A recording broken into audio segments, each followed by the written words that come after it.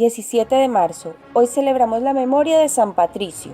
San Patricio nació alrededor del año 387 en Escocia y murió en Irlanda alrededor del 461. No se conoce con exactitud los datos cronológicos del apóstol de Irlanda. Su padre, Calpurnio, era diácono y oficial del ejército romano. Su madre era familiar de San Martín de Tours. Su abuelo había sido sacerdote, ya que en aquellos tiempos no se había impuesto aún la ley del celibato sacerdotal en todo Occidente. En el año 403, a la edad de 16 años, San Patricio cayó prisionero de piratas junto con otros jóvenes para ser vendido como esclavo a un pagano del norte de Irlanda llamado Milcho. Lo sirvió cuidando ovejas. Trató de huir varias veces, pero nunca lo logró.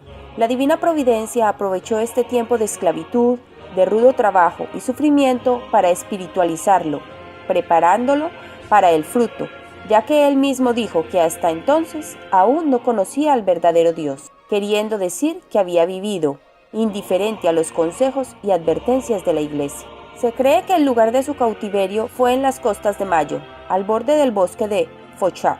De ser así, este fue el escenario del famoso ayuno de San Patricio. También fue el lugar donde vivió los tristes años de su juventud.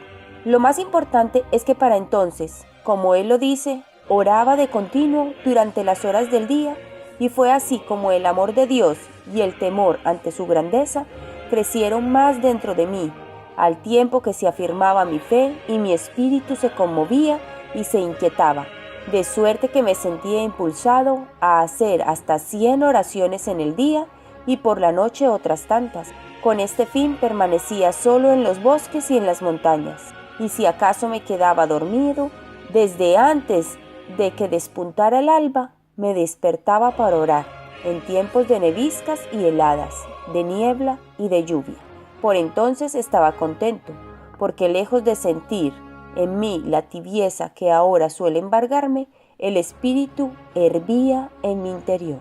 Después de 6 años en tierra de Irlanda y de haber rezado mucho a Dios para que le iluminara sobre su futuro, una noche soñó que una voz le mandaba salir huyendo y llegar hasta el mar, donde un barco lo iba a recibir. Huyendo, caminó más de 300 kilómetros para llegar a la costa. Encontró el barco, pero el capitán se negaba rotundamente a transportarlo.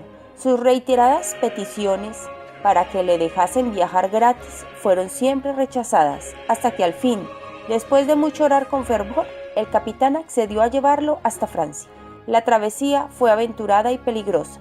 Después de 3 días de tormenta en el mar, tocaron tierra en un lugar deshabitado de la costa. Caminaron 1 mes sin encontrar a nadie y hasta las provisiones se agotaron. Patricio narra esta aventura diciendo: llegó el día en que el capitán de la nave, angustiado por nuestra situación, me instaba a pedir auxilio del cielo. ¿Cómo es que nos sucede esto, cristiano? Dijiste que tu Dios era grande y todopoderoso. ¿Por qué entonces no le diriges una plegaria por nosotros que estamos amenazados de morir por hambre? Tal vez no volvamos a ver a un ser humano. A aquella súplica yo respondí francamente: poned toda vuestra confianza y volved vuestros corazones al Señor mi Dios, para quien nada es imposible, a fin de que este día os envíe vuestro alimento en abundancia y también para los siguientes del viaje, hasta que estéis satisfechos, puesto que Él tiene de sobra en todas partes. Fue entonces cuando vimos cruzar por el camino una piara de cerdos. Mis compañeros los persiguieron y mataron a muchos.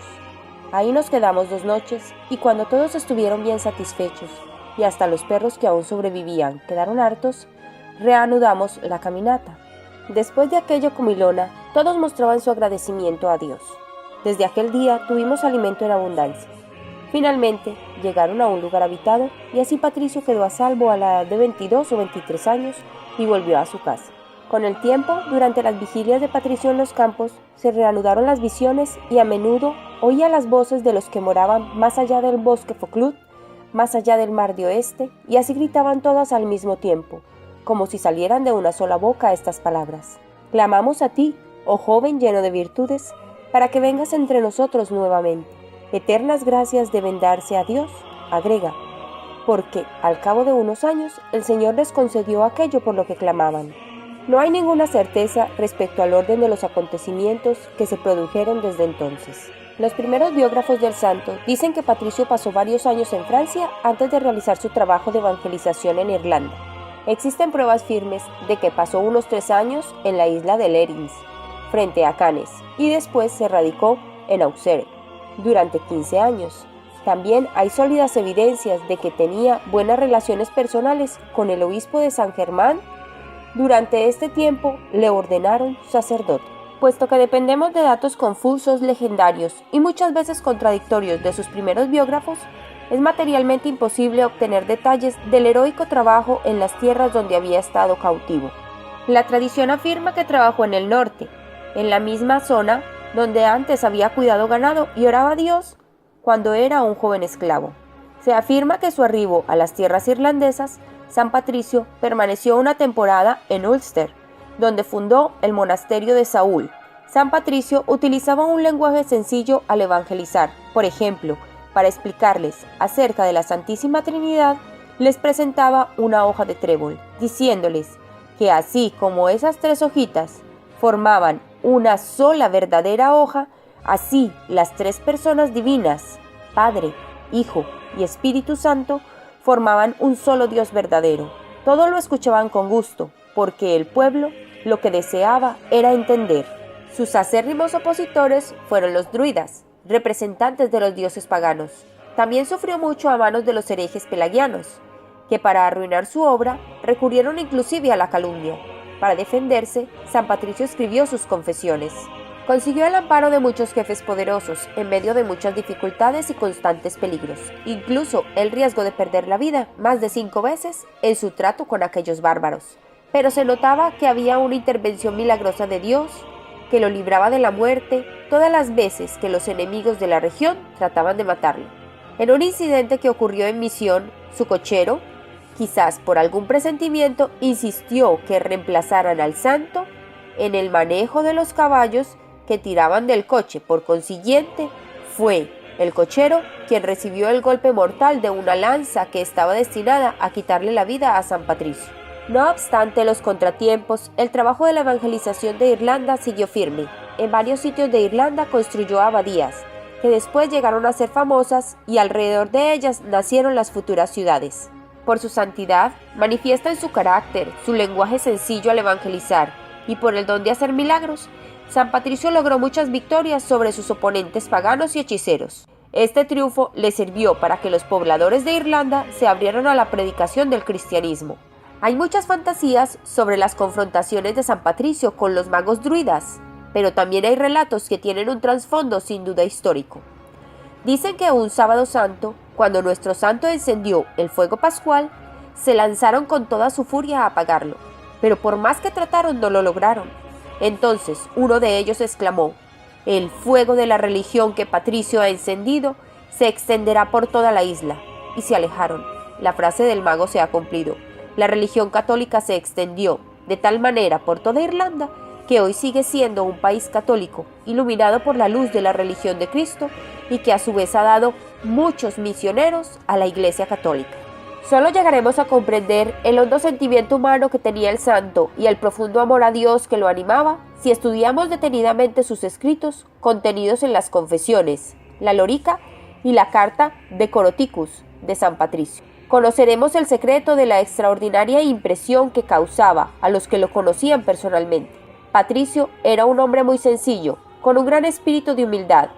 Decía que su trabajo misionero era una simple actuación de un mandamiento divino y que su aversión contra los pelagianos se debía al absoluto valor teológico que le atribuía a la gracia. Era profundamente afectuoso, por lo que vemos en sus escritos referirse tantas veces al inmenso dolor que le produjo separarse de su familia de sangre y de su casa, a la que le unía un gran cariño. Era muy sensible, le hacía sufrir mucho que dijeran que trabajaba en la misión que había emprendido para buscar provecho propio. Por eso insistía tanto en el desinterés que lo animaba a seguir trabajando. El buen éxito de la misión de San Patricio se debe ante todo a su fe, por la que se disponía a cualquier sacrificio, y a la inteligente organización que supo crear en esta isla. Una isla carente de ciudades y dividida en muchas tribus o clanes, dirigidos por un jefe independiente para cada una. Él supo adaptarse a las condiciones sociales del lugar, formando un clero local, consagró obispos y sacerdotes y fundó monasterios y pequeñas comunidades cristianas dentro del mismo clan, sin rechazar usos ni costumbres tradicionales. Tuvo la feliz idea de que el obispo de cada región fuera al mismo tiempo el abad o superior del monasterio más importante del lugar. Así, cada obispo era fervoroso religioso y tenía la ayuda de sus monjes para enseñar la religión al pueblo. Las vocaciones que consiguió para el sacerdocio y la vida religiosa fueron muchísimas. La obra de evangelización pudo progresar rápidamente gracias también a que San Patricio atrajo muchos discípulos fieles, como Benigno, quien estaba destinado a sucederle. Siempre fue fiel a la Iglesia y a pesar de la distancia, el santo se mantenía en contacto con Roma. En el transcurso de 30 años de apostolado, San Patricio convirtió al cristianismo a toda Irlanda.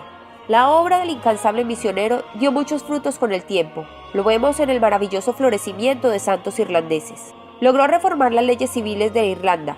Consiguió que la legislación fuera hecha de acuerdo con los principios católicos, lo cual ha contribuido a que esta nación se haya conservado firme en la fe por más de 15 siglos, a pesar de todas las persecuciones. Con una edad ya muy avanzada, Patricio murió y fue sepultado en el año 461 en Saúl, región donde se había edificado su primera iglesia.